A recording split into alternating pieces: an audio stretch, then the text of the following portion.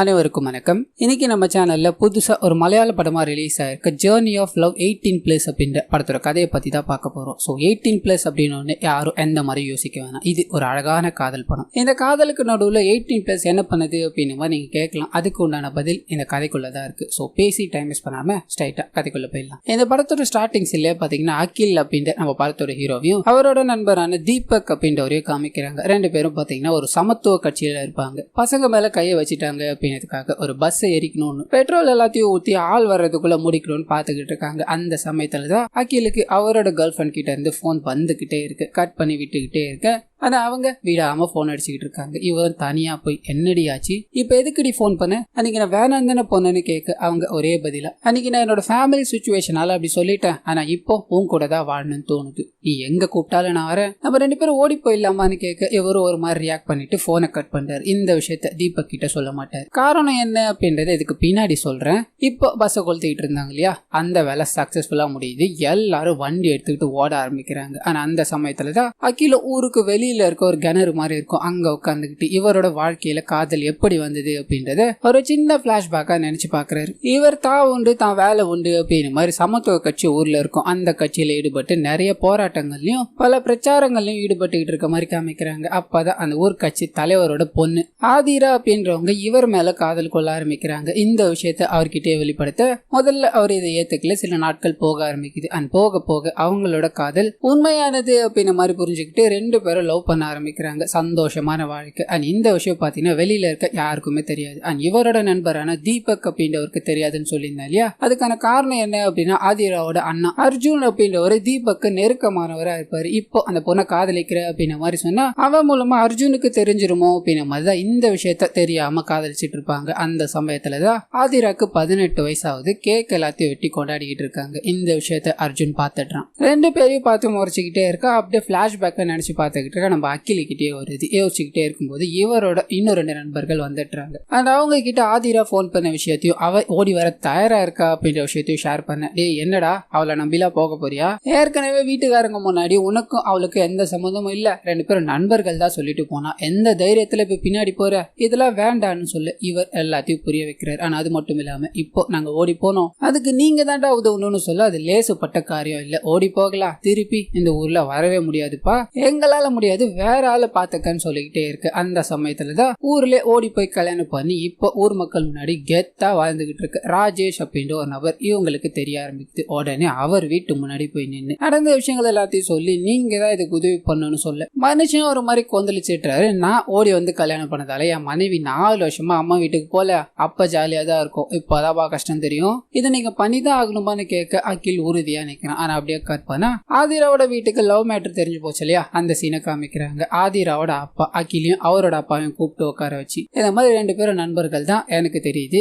என் பையனுக்கு தெரியலையே, அவன் பாருங்க சண்டைக்கு நிக்கிறான்னு சொல்ல. ஆனா அங்க இருக்கிற அகில் எழுந்து நின்று நாங்க 2 பேரும் லவ் பண்றோம், இது உண்மையான காதல்னு சொல்ல அர்ஜுன் அடிக்க போயிடுறான். டேய் இல்லரா, அவளே வந்து சொன்னா இது எல்லாத்துக்கும் ஒரு முற்றுப்புள்ளி கிடைக்கும்ல அப்படின்ற மாதிரி ஆதிராவை கூப்பிடுறாங்க. 2 பேரும் நண்பர்கள் தான் அப்படின்ற மாதிரி அவங்க சொல்லிட்டு அமைதியா நிப்பாங்க. அகிலு பாத்தீங்கன்னா அங்க இருந்து எழுந்து வந்துட்டு இருப்பாரு. கட் பண்ணி பிரசன்ட்டுக்கே வருது. இப்போ இந்த விஷயங்களால ராஜேஷோட உதவியை கேட்டு வந்திருக்காங்க இல்லையா, அவரும் முதல்ல முடியாது, நீ சின்ன பையனா இருக்க, வாழ்க்கை இன்னும் இருக்குடான்னு சொல்ல. ஆனா இவர் உறுதியா நிக்கிறாரு, நாங்க 2 பேரும் சேர்ந்து வாழணும், ஓடி போறதை தவிர வேற வழியே இல்ல, உதவி பண்ணுங்கன்னா இந்த ஊர்லயே நீங்க தான் தைரியமான ஆளு அப்படின்னு மாதிரிலாம் பில்டப் கொடுக்க அவர் யோசிச்சு ஒரு ஐடியாவை கொடுக்கிறார். அது என்ன அப்படின்னா ஓடி போய் கல்யாணம் பண்ணணும். உடனே அகில் கூட இருக்கிறவங்களும் அதுக்கு ரிஜிஸ்டர் ஆபீஸ் போனா கரெக்டா இருக்கும்னு சொல்ல, ஆனா அதோட ரியாலிட்டி என்ன அப்படின்றத ராஜேஷ் சொல்றாரு. ரிஜிஸ்டர் பண்றதுல அவ்வளவு சாதாரணம் இல்ல தம்பி, 2 பேர்கிட்டயும் டாக்குமெண்ட்ஸ் எல்லாத்தையும் வாங்கி வெளியில ஒட்டுவாங்க, யாருக்காவது அப்ஜெக்ஷன் இருக்கான்னு கேட்பாங்க. அதை அவங்க அண்ணன் பார்த்தான்னு வையன், நம்ம அகிலோட கதை கந்தல். அண்ட் வேற ஒரு ஊர்ல போய் நீங்க ரிஜிஸ்டர் மேரேஜ் பண்ணலாம்னு நினைக்கலாம், ஆனா சேம் தாலுக்கால இருந்தாதான் அந்த ப்ராசஸே நடக்கும். ஸோ ரிஜிஸ்டர் மேரேஜ் கூடவே கூடாது, இதுக்கு ஒரு வேற வழி இருக்கு. ஊர் மக்கள் எல்லாத்துக்கும் இவனுக்கு கல்யாணம் ஆயிருச்சு அப்படின்றத ஆதாரத்தோட நிரூபிக்கணும். ஊர் மக்கள் எல்லாரும் கன்ஃபார்ம் பண்ணிட்டாங்க அப்படின்னா இதுல இருந்து ஈஸியா வெளியே வரலாண்டான்னு சொல்லி ஒரு கோயில்ல கிராண்டா கல்யாணம் பண்ணணும்னு முடிவு பண்றாங்க. அங்க தங்கத்துலதான் தாலி வாங்கணும், போட்டோ ஷூட் முதற்கொண்டு சேலை எல்லாமே புதுசா தான் இருக்கணும் அப்படின்னு மாதிரி அரேஞ்ச் பண்றாங்க. ஏன்னா இது பிரம்மாண்டமா நடக்கிற கல்யாணம் மாதிரி தெரியணும், அப்பதான் ஊர் மக்கள் எல்லாருக்குமே ஆதாரமா இருக்கும் இல்லையா. அதனால மொத்தமா சேர்த்து ஒரு 50,000 செலவாகும், நீ ரெடி பண்ணிட்டு சொல்லிடா, மிச்ச வேலைகள் எல்லாமே நாம பாத்துக்கலாம்னு சொல்ல சொல்ல இவர் 50,000 எங்க ரெடி பண்றதுன்னு யோசிக்கிறாரு. அப்பதான் இவரோட பைக்கான சுந்தரி அப்படின்றத விற்கணும்னு பிளான போட்டாரு. தீபக் கிட்டயும் என் பைக் யாருன்னா கேட்டா சொல்லுடா, என் சித்தி பொண்ணுக்கு கல்யாணம், அதனால விற்க வேண்டிய சூழ்நிலை இருக்கு அப்படின்னு மாதிரி இவரோட மேட்ரை மறைச்சு பணத்தை ஏற்பாடு பண்ணணும் அப்படின்னு மாதிரி ட்ரை பண்ணிக்கிட்டு இருக்காரு. ஆனா அந்த சமயத்துல ஆதிராவோட போன் பாத்தீங்கன்னா சுவிட்ச் ஆஃப் பண்ற நிலைமையில இருக்கும். இப்போ அவங்களுக்கு வேற போன் இல்ல, ஒரு புது பேட்டரியை தரணும் அப்படின்றதுக்காக முடிவெடுக்கிறாங்க. கட்சி கூட்டம் நடந்துகிட்டே இருக்கும்போது நம்ம அகிலும் பேட்டரி கொடுக்கலான்னு போக அர்ஜுன் வந்துடுறா. என்னடா இங்க பண்ணிட்டு இருக்க, உங்ககிட்ட கட்சியை பத்தி சில விஷயங்கள் பேசணும் வா அப்படின்னு மாதிரி அங்க இருந்து கூட்டு போக அகிலோட நண்பர்கள் களத்துல இறங்குறாங்க. அங்க இருக்க எல்லாரையுமே கொடிய புடுங்கன்னு வேக வேகமா சொல்லிக்கிட்டே இருக்க ஆதிராவோட கையில ஒரு புது பேட்டரிய பாஸ் பண்ணிட்டாங்க. கட் பண்ணா கல்யாணத்துக்கு ஒரு 50,000 ரூபாய் ரெடி பண்ணும் இல்லையா, இதனால என்ன படுத்துன்னு தெரியாம அகில் அவரோட அம்மா கிட்டே போய் 50,000 ரூபாய் வேணுமா, என் வண்டியை வித்துதும் நான் அந்த பணத்தை தந்துடுறோமான்னு சொல்ல இவங்களும் விஷயங்கள் எல்லாத்தையும் தெரிஞ்சுக்கிட்டு சீக்கிரமா அவளை இங்க கூட்டு வா, பணம் தானே நான் உனக்கு ரெடி பண்ணி தரேன்டா, சீட்டு காசு எடுத்து தரேன்னு அடுத்த நாள் சீட்டு காசு கேட்கலான்னு போக உனக்கு முன்னாடியே ஒருத்தவங்க கேட்டுட்டாங்கம்மா, 2 பேருக்கும் வேணும் அப்படின்னா நான் ஏழை விடுறேன், யாருக்கு வேணுமோ எடுத்துக்கோங்கன்னு சொல்ல கும்பலா ஏலத்தை விடுறாங்க. 500 1000 அப்படின்ற மாதிரி ஏத்திக்கிட்டே போக இதை பார்த்துக்கிட்டே இருக்க அகிலுக்கு சீக்கிரமா ஒரு முடிவு எடுங்க, எனக்கு பணம் தேவைப்படுது அப்படின்ற மாதிரி 10,000 வாய விட்டாரு. அங்க இருக்க எல்லாரும் ஆச்சரியம், 10,000 ரூபாய் நஷ்டம், உனெல்லாம் என்ன சொல்றதுன்னே தெரியலடா அப்படின்ற மாதிரி கையில 38,000 மட்டும் கொடுத்துட்டு 2,000 வீட்டுக்கு வர போறவளுக்கு பெட்ஷீட் வாங்கணும்ல அப்படின்ற மாதிரி அவங்க அம்மா எடுத்துட்டு போக இந்த பணத்தை எடுத்துட்டு போய் ஃப்ரெண்ட்ஸ் கிட்ட காட்டுறாரு. இதை வச்சு என்னடா பண்றது, தங்க விலை எவ்வளவுன்னு தெரியுமா, இதெல்லாம் சரிப்பட்டு வராதுரா அப்படின்னு மாதிரி பேசிக்கிட்டே இருக்க இவரோட கேர்ள் ஃப்ரெண்ட் போன் பண்ணி நாளைக்கு என்னோட மாமா வீட்டுல இருந்து ஒருத்தன் வரான், அகமதாபாத்துக்கு என்ன கூட்டு போறாங்க, அதுக்குள்ள ஏதாவது பண்ண முடிஞ்சா பாருங்கன்னு சொல்ல கட் பண்ணி இதுக்கு அடுத்த நாள் அர்ஜுனோட தலைவில பாத்தீங்கன்னா விலைவாசியை கண்டித்து ஒரு போராட்டம் நடக்கும். இதுக்கு அகில் போல அப்படின்னா சந்தேகம் வருன்றதுக்காக அந்த போராட்டத்துல கலந்துக்க அன்னைக்கு நாள் ஃபுல்லாவே அதுல ஓடி போயிடுது. இதனால கல்யாணத்துக்கு தேவையான ஒன்னுத்தையும் வாங்கல. நைட்டு போய் ராஜேஷ் கிட்ட இந்த விஷயங்கள் எல்லாத்தையும் சொல்லி நாளைக்கு காலையிலக்குள்ள அவளை நம்ம கூட்டம் வந்தாகணும்னு சொல்றாரு. கையில ஒரு பொருளும் இல்ல, செம்ம திட்டு, ஏய் உங்களுக்கு என்ன இது விளையாட்டா தெரியுதா, என்னால முடிஞ்சது உங்களுக்கு கல்யாணம் பண்ணி வைக்கணும் அப்படின்றது மட்டும்தான், மத்த எல்லா வேலைகளும் நானே பார்த்தேன் அப்படிடா. இந்த போராட்டத்தோட எதிரொலியா நாளைக்கு எல்லா கடைகளும் விடுமுறை. இந்த சமயத்துல நகை புடவை அப்படின்னு மாதிரி எல்லாத்தையும் எப்படிடா வாங்குவீங்க, என்ன பண்ணுவீங்களோ எது பண்ணுவீங்களோ தெரியாது, அடுத்தவன் கடையை ஓடிச்சாச்சு அது எல்லாத்தையும் எடுத்துட்டு வாங்குறான்னு சொல்ல. ஆனா அப்படியே கட் பண்ணி இதுக்கு அடுத்த நாள் காலையில போராட்டம் அப்படின்றதுனால ஒரு கடையும் திறக்கல. இதனால எங்கடா நம்ம போய் பொருட்களை வாங்குறது அப்படின்னு மாதிரி அலைஞ்சு தெரிஞ்சு தேடிக்கிட்டே இருக்கும் போது ஒரு நகை கடையை பாக்குறாங்க. அங்க அந்த நபர்கிட்ட ஒரு 2 சவரன்ல தாலி செயினும் பிங்க் கலர்ல புடவையும் வாங்குறாங்க. இந்த விஷயங்கள் எல்லாத்தையும் வாங்கிட்டே இருக்க அதே சமயத்துல ஆதிராவால நாளைக்கு கோயிலுக்குள்ள வர முடியாது அப்படின்ற மாதிரி தெரிய வருது. காரணம் என்ன அப்படின்னா அவங்க பீரியட்ஸ் டைம்ல இருக்காங்க. இந்த சமயத்துல என்னடா பண்றது, எல்லாத்தையும் பிளான் பண்ணதுக்கு அப்புறம் அவ கோயிலுக்குள்ள வரமாட்டேன்னு சொல்றடான்னு சொல்ல அப்பதான் இவரோட நண்பர் மாத்திரை போட்டா நின்னுடும், இதெல்லாம் உனக்கு தெரியாதுரா மாப்பிள்ள அப்படின்னு மாதிரி கடையில போய் 2 டென்னிஸ் பாலை வாங்கிக்கிட்டு ஆதிராவோட வீட்டு முன்னாடி போய் நிக்கிறாங்க. யாருக்கும் தெரியாம பாலுக்குள்ள மாத்திரையை போட்டு ஆதிராவோட ரூமுக்குள்ள தூக்கி அடிச்சிடுறாங்க. பிளான் சக்சஸ், நாளைக்கு எல்லாமே சந்தோஷமா நடக்க போகுது. அண்ட் பின்னாடி வர விளைவுகள் எல்லாத்தையும் அப்புறம் பாத்துக்கலாம் அப்படின்னு மாதிரி இருக்கும்போது தான் இன்னொரு ட்விஸ்ட், இவங்க புடவை வாங்கினாங்க இல்லையா அதுல ஜாக்கெட் அட்டாச்சு அப்படின்னு மாதிரி தான் குத்துருப்பாங்க. இந்த பசங்களும் அது தச்சுதான் வச்சிருக்கு போல நினைக்க, ஆனா உள்ள தைக்கல. நாளைக்கு வெளியே போற பிளான், இன்னைக்கு நைட்டுக்குள்ள இந்த ஜாக்கெட் பிரச்சனை வந்துருச்சு, என்னடா பண்றதுன்னு ஒரு அக்காவோட கதவை தட்டி 11 மணிக்கு அக்கா 1 மணி நேரத்துல தச்சு கொடுக்க முடியுமாக்கான்னு கேட்க அவங்களும் முடியாதுன்றாங்க. இவங்க கெஞ்சி பாக்குறாங்க, ஊர்லயே நீங்க தாங்க ரொம்ப சீக்கிரமா தைக்கிறவங்க ஐஸ் எல்லாத்தையும் வைக்க சரின்னு ஒத்துக்கிறாங்க. அளவு ஜாக்கெட்டை கேக்குறாங்க. இவனுங்க திருன்னு முழிக்கிறானுங்க. என்னப்பா அளவு ஜாக்கெட் எல்லாமே எப்படிப்பா தைக்கிறதுன்னு கேட்க அந்த அக்காவோட பொண்ணை பாக்குறாங்க. உங்க பொண்ணு மாதிரியா தான் இருப்பாங்கன்னு சொல்லி எல்லாரும் அவங்கள பார்க்க எல்லாரையும் வெளியே துரத்தி விட்டுறாங்க. ஜாக்கெட் தானே 1 மணி நேரத்துல தச்சு தரேன் அந்த வேலைகளை முடிக்க கட் பண்ணி விடியற் காலையில ஒரு 3 மணிக்கு காமிக்கிறாங்க. இவங்களை கூட்டு போகணும் அப்படிங்கிற மாதிரி கார் எல்லாத்தையும் அரேஞ்ச் பண்ணிட்டு ஆதிராவை கூப்பிடணும் இல்லையா. அகில் களத்துக்குள்ள இறங்குறாரு. ஆதிரா வீட்டுல ஒரு மாடு இருக்கும், அந்த மாடை விரட்டி ஓட விட அது சத்தம் போட்டுக்கிட்டே ஓடுது. வீட்டுக்குள்ள இருக்க எல்லாருமே மாடு ஓடுதுன்னு கூடவே ஓட இவர் உள்ள போறாரு. ஆதிராவை கூப்பிட்டுக்கிட்டு அங்க இருந்து ஓட காருக்குள்ள ஏறி 2 பேரும் தப்பிச்சிடுறாங்க. பிளான் சக்சஸ் அப்படின்னு மாதிரி முகத்துல அவ்வளவு ஒரு சந்தோஷம். கட் பண்ணா இதுக்கு அடுத்த நாள் அகிலோட வீட்டுக்கு போய் அண்ணங்காரன் அதாவது அர்ஜுன் இருக்கா இல்லையா, அவன் உன் பையனை அன்னைக்குதான் பேசி அனுப்பணும் இல்லையா, இப்ப என் பொண்ணை கூட்டு போனா என்ன அர்த்தம், ஒழுங்கு மரியாதையா அவங்க எங்க இருக்காங்கன்னு சொல்லிடு, இல்லைன்னா பல பிரச்சனைகளை சந்திப்பீங்க அப்படின்னு மாதிரி மிரட்டிட்டு போக கட் பண்ணி கோவில்ல காமிக்கிறாங்க. கிராண்டா கல்யாணம் பண்ணணும் அப்படின்றதுக்காக போட்டோ அண்ட் நகைகளோட பயங்கரமா கல்யாணத்தை பண்ண ஊருக்காரர் ஒருத்தர் அந்த சைடா வர்றாரு. பார்த்ததும் செம்ம அல்லு, டே என்னடா பண்றதுன்னு கேட்க அந்த மனுஷன் ரொம்ப மக்கா இருப்பார் போல. என்னப்பா ஷார்ட் பிலிம் எடுக்கிறீங்களா, ஹீரோக்கு வேற ஆளே கிடைக்கலையா, இவன் தானே கிடைச்சான்னு புலம்ப இவங்க சும்மா இருப்பாங்களா, ஆமா என்ன ஷார்ட் பிலிம் தான், நீங்களும் ஒரு சீன் நடிக்கிறீங்களான்னு கூடவே சேர்த்து போட்டோ எடுத்து ஆதாரமா முடிச்சு விட்டுறாங்க. அண்ட் கல்யாணத்தை முடிச்சுட்டு திரும்பி வீட்டுக்கு போகணும் அப்படின்னு தான் அவங்களோட பிளான் இல்லையா. அதுக்காக ஒரு இடத்துல போய் சாப்பிட்டுட்டே இருக்க அகிலோட அப்பா போன் பண்ற, டேய் என்ன காரியண்டா நீ பண்ணி வச்சிருக்க, அவன் வந்து என்ன மாத்திட்டு போறான்டா, ஓடி போறான்னா சொல்லிட்டு போக மாட்டியாடான்னு கேட்டுக்கிட்டே இருக்க. அப்பா நான் வீட்டுக்கு வரேன், வீட்டுக்கு வந்து எல்லாத்தையும் பேசிக்கலான்னு சொல்ல, டேய் தயவு செஞ்சு வந்துடாத, அப்படியே எங்கன்னா ஒரு வாரம் சுத்திட்டு பிரச்சனை எல்லாம் முடிஞ்சதும் அப்புறம் வாடா, கையில ஏதாவது பணம் இருக்கான்னு கேட்க பக்கத்துல இருக்கவங்க அம்மாவும் 40,000 இருக்கு நான் தான் கொடுத்து விட்டேன்னு சொல்ல அவங்க அப்பா பார்த்து ஒரு முறை கூட்டு சேர்ந்துதான் பிளானு, ஸ்கெட்ச் மட்டும் எனக்கான்னு கட் பண்ணி இவங்களே காமிக்கிறாங்க. வீட்டுக்கு போக வேணாம்னு சொல்லிட்டாங்க இல்லையா, இதனால வேற ஒரு இடத்துக்கு போய் அங்க 2 ரூம் எடுத்து தனித்தனியா தங்க ஆரம்பிக்கிறாங்க. இதுக்கு நடுவில் ஆதிராக்கு தலைவலிக்குது அப்படின்னு மாதிரி ஒரு பிரச்சனை, டேப்லெட் வாங்கி கொடுத்து அவங்கள கூல் பண்ணி உட்கார வைக்க அப்பதான் அவரை கூட்டு போனார் இல்லையா ராஜேஷ், அவருக்கு ஒரு போன் வரும், ஆதிராவோட பாட்டி இறந்து போயிட்டாங்க, குடும்பம் மொத்தமும் சோகத்துல இருக்கு அப்படின்றது. இந்த விஷயம் அகிலுக்கு தெரிய வர அவளோட பாட்டி அப்படின்னா அவளுக்கு ரொம்ப பிடிக்கும், கண்டிப்பா போய் தானே ஆகணும் அப்படின்ற மாதிரி உண்மைகள் எதையும் சொல்லாம வண்டியில கூட்டு போய்கிட்டே இருக்கு. அண்ட் போற வழியில அவங்க என்னன்னு கேக்குறாங்க, உங்க பாட்டி இறந்து போயிட்டாங்க, அவங்கள பார்க்கதான் நம்ம போய்கிட்டு இருக்கோன்றாங்க. பயங்கரமா ஃபீல் பண்றாங்க. என் பாட்டி 3 வருஷமா படுத்த படுக்கையா தான் இருந்தாங்க,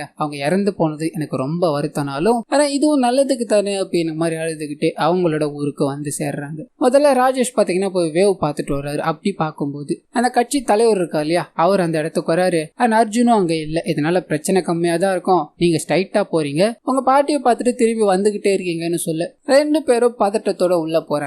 ஆதிராவை அழுதுகிட்டே இவங்களோட பாட்டி முன்னாடி போய் நிக்க அங்க இருக்க எல்லா ஊர் மக்களும், என்னடி வெளிநாட்டுக்கு போயிருக்கா வெளியூருக்கு போயிருக்கான்னு உருட்டுனீங்க, இதுதானா அது, அவ ஓடி போயிட்டான்னு எனக்கு தெரியும், ஆனா லைட்டா சந்தேகமா இருந்தது, இப்ப கன்ஃபார்ம் ஆயிடுச்சுன்னு புறணி பேசிக்கிட்டே இருக்க இவங்களோட அம்மா பாக்குறாங்க, அழுதுகிட்டே நிக்கிறாங்க. அண்ட் இந்த விஷயத்த இவங்களோட அப்பாவும் பார்க்க வேக வேகமா வந்து 2 பேரையும் பிடிச்சி அடிக்க ஆரம்பிக்கிறாரு. நான் அக்கீலையும் போட்டு அடிச்சுக்கிட்டே இருக்க கட்சி தலைவர் இருக்கா இல்லையா, வேகமா வந்து தடுத்து விட்டுக்கிட்டே இருக்காரு. பேசிக்கலாம்னு சொல்ல ஆதிராவோட அப்பா கட்சி தலைவரை பலார்னு வராரு. அவர் தெரியாம தான் அடிச்சாரு. ஆனா அங்க இருக்கிற எல்லாருமே என்ன தைரியம் தான் தலைவர் மேலே கை வச்சிருப்பான்னு இந்த பிரச்சனையை விட்டுட்டு அவர் மேலே அங்க இருக்க எல்லாரும் கும்பல் கூடி சண்டை போடுறாங்க. இதுக்கு மேலே இங்க இருக்க வேணாம், தப்பிச்சு ஓடிடலாண்டா அப்படின்னு மாதிரி எல்லாரும் வேன்ல ஓட ட்ரை பண்ண பின்னாடி அண்ணங்கார அர்ஜுன் துரத்திக்கிட்டே இருக்க ஒரு கட்டத்துல மூச்சை புடிச்சுக்கிட்டு வண்டிக்குள்ள ஏறி தப்பிச்சுட்டுறாங்க. கொஞ்சம் விட்டுருந்தான்னு வைங்களேன் நம்மள புரட்டி எடுத்துருப்பானுங்கடா, இப்ப எங்கடா போறது அக்கில்னு கேட்க அவரும் என்னோட அத்தை வீடு ஒண்ணு இருக்கு அங்க போகலான்னு சொல்லி கூப்பிட்டு போறாங்க. அத்தைக்கு 2 பசங்க இருப்பாங்க, 35 வயசுக்கு மேல ஆகும், கல்யாணம் ஆகலன்னு இருக்கும். நம்மளுக்கு 21 வயசு தான். கல்யாணம் பண்ணிட்டு வந்து நிக்கிறார் இல்லையா, பயங்கர உபசரிப்பு, என் பிள்ளைங்க மாதிரி இல்லாம நீயாச்சும் கல்யாணம் பண்ணியாடன் உள்ள கூட்டு சாப்பாடு எல்லாத்தையும் போடு. அண்ட் கூட வந்த இவங்களோட நண்பர்கள் எல்லாருமே நாங்க வீட்டை விட்டு வந்து ரொம்ப நாள் ஆச்சு, நாங்க கிளம்புறோம்டா, என்ன பிரச்சனைனாலும் எங்களுக்கு போன் பண்ணு அப்படின்னு மாதிரி கொஞ்சம் கொஞ்சமா காலியாக கட் பண்ணி சில மணி நேரங்கள் கழிச்சு காமிக்கிறாங்க. அந்த வீட்டுக்கு அகிலையும் அந்த பொண்ணையும் கூட்டு போகணும் அப்படின்னு மாதிரி போலீஸ்காரங்களா வராங்க. இந்த விஷயம் தெரிஞ்சு ராஜேஷும்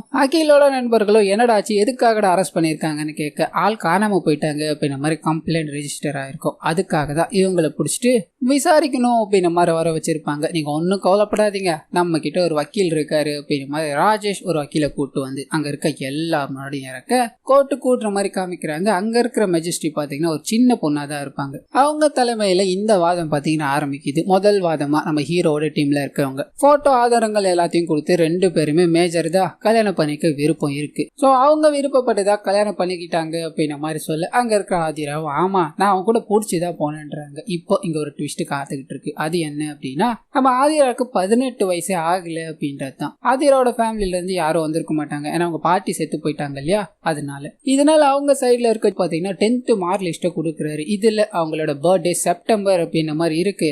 அதுபடி பார்த்தா 18 வயசு ஆகவே இல்லை. மைனர் பொண்ணை கூட்டு போய் கல்யாணம் பண்ணியிருக்காங்க.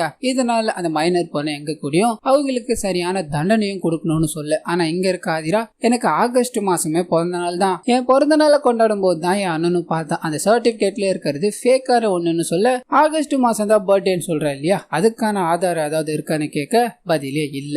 அங்க இருக்க எல்லாருமே இந்த மாதிரி மைனர் பொண்ணை கல்யாணம் பண்ணிட்டா அப்படின்ற மாதிரி பிரச்சனையை பெருசாக்கிட்டே இருக்கு. மேஜிஸ்ட்ரேட்க்கு என்ன பதில் சொல்றதுன்னு தெரியல. ஒரு 5 நிமிஷம் பிரேக், அப்புறமா பாத்துக்கலாம் உள்ள போய் பயங்கரமா கதட்டுறாங்க. சின்ன பொண்ணு இல்லையா, ரொம்பவே சிக்கலான கேஸ் தான் வந்துகிட்டு இருக்கு அப்படின்ற மாதிரி பிரஷர்ல இருப்பாங்க. இதனால ஒரு நபருக்கு போன் பண்ணி சார் என்ன பண்றதுன்னு தெரியல நீங்க தான் உதவணும்னு சொல்ல அவர் சில வழிகளை சொல்றாரு. ஆனா அப்படியே கட் பண்ண இங்க மைனர் புள்ளிய கல்யாணம் பண்ணி வச்சுட்டு விளையாடிட்டாடா இருக்கீங்க, பிளட்டி ராஸ்கல்ஸ். அந்த அம்மா என்ன வேற தப்பா நினைச்சுக்க மாட்டான்னு வக்கீல் புலம்பல் கட் பண்ண 5 நிமிஷம் கழிச்சு மறுபடியும் கூடுது. அண்ட் ஹீரோ தரப்புல இருக்க வக்கீலும் பாத்தீங்கன்னா இவங்க ஆகஸ்ட்ல தான் பிறந்தாங்க, அதுக்குண்டான ஆதாரங்கள் இப்ப எங்க கிட்ட இல்ல, ஒரு நாள் டைம் கொடுத்தீங்கன்னு வைங்களேன் அது எல்லாத்தையும் எடுத்துட்டு வந்துடும் சொல்ல இவங்க ஒரே பதிலா இன்னும் 5 நாள்ல அவளுக்கு 18 வயசே ஆக போகுது இல்லையா. ஆனா அது மட்டும் இல்லாம 6 நாளும் கோர்ட்டு விடுமுறை ஓணம் பண்டிகைக்காக. இப்ப நீங்க என்ன பண்றதா இருக்கீங்கன்னு கேட்க யாருக்கும் என்ன பண்றதுன்னு தெரியல. இதனால அங்க இருக்கிற மெஜிஸ்ட்ரியும் இந்த மாதிரி ஒரு 5 நாள் இருக்குல்ல அது வரைக்கும் ஃபேமிலி கூட இரு, உனக்கு 18 வயசு ஆனதுக்கு அப்புறம் நீ யார் கூட போய்க்கலாம் டிசைட் பண்ணிக்கலாமான்னு சொல்ல இவங்க நான் என் ஃபேமிலி கூட எல்லாம் போக மாட்டேன்,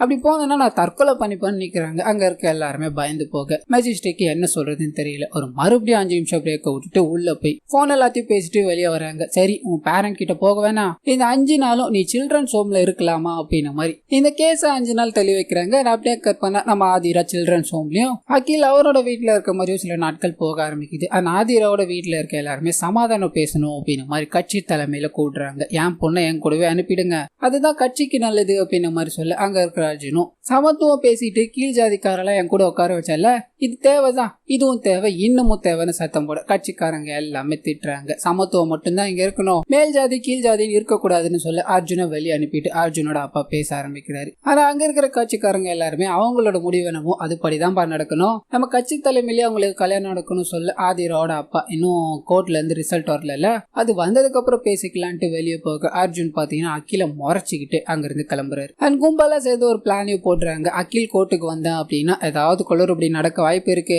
அதனால அவனை கோர்ட்டுக்கு வராம தடுக்கணும் அப்படின்னு அர்ஜுன் ஃபேமிலியில ஒரு பிளானை போடுறாங்க. அது என்ன அப்படின்னா ஸ்டார்டிங் சீன்ல அர்ஜுனும் தீபக்கும் சேர்ந்து ஒரு பஸ் ஏறிச்சாங்க இல்லையா, அந்த சீன்ல உன்னோட பைக் இருந்ததா போலீஸ்க்கு தகவல் வந்திருக்கு, இதனால உன்னை அரெஸ்ட் பண்றப்பா அப்படின்ன மாதிரி அந்த ஃபைனல் இயரிங்கான அன்னைக்கு பாத்தீங்கன்னா போலீஸ்காரங்க எல்லாருமே ஒரு கூட்டு போறாங்க. ஊர் மக்கள் எல்லாருமே ஏன் எதுக்குன்னு கேட்டுக்கிட்டே இருக்க போலீஸ் கேட்கற மாதிரியே தெரியல. அந்த சமயத்துலதான் தீபக்கோட என்ட்ரி. அன்னைக்கு பஸ் கொளுத்துனது நான் தான், என்னோட வண்டியை நான் எடுத்துட்டு போனேன், இவனுக்கும் இதுக்கும் எந்த சம்பந்தமும் இல்லைன்னு சொல்ல ஆனா போலீஸ்காரங்க 2 பேரையுமே வண்டியில ஏத்தணும் ட்ரை பண்றாங்க. ஊர் மக்கள் எல்லாரும் சத்தம் போட அகில இறக்கி விட்டுறாங்க. அண்ட் போறதுக்கு முன்னாடி தீபக் ஒரே ஒரு வார்த்தை தான், என்னோட நட்பு மேல தாண்டா உனக்கு சந்தேகம் வந்தது, ஆனா உன்னோட நட்பு மேல எனக்கு என்னைக்குமே சந்தேகம் வந்தது கிடையாது, அர்ஜுன்லாம் எனக்கு ஒரு ஆளே கிடையாது, நீ தானடா என்ன முதல்ல நண்பர்னு கூட்டது, போ உன்னோட வாழ்க்கையை அமைச்சுக்க போ அப்படின்னு மாதிரி சொல்ல இவர் பேசாம அப்படியே நிக்கிறாரு. ஒரு மாதிரி உருக்கமா ஆயிடுது. காட்பானா கோர்ட்ல காமிக்கிறாங்க. ஆதிராவை கூப்பிட்டவங்க அப்போ இப்போ இந்த வாழ்க்கையை நீ தேர்ந்தெடுத்துக்கலாமா, ஆனா இதுக்கப்புறம் உன்னோட வாழ்க்கையில நிறைய நீ அனுபவிக்கணும், படிப்பு இன்னும் பெண்டிங்ல இருக்குல்லமா, அது எல்லாமே முடிஞ்சதுக்கு அப்புறம் நானே அவனுக்கு கூப்பிட்டு கல்யாணம் பண்ணி வைக்கிறேமா.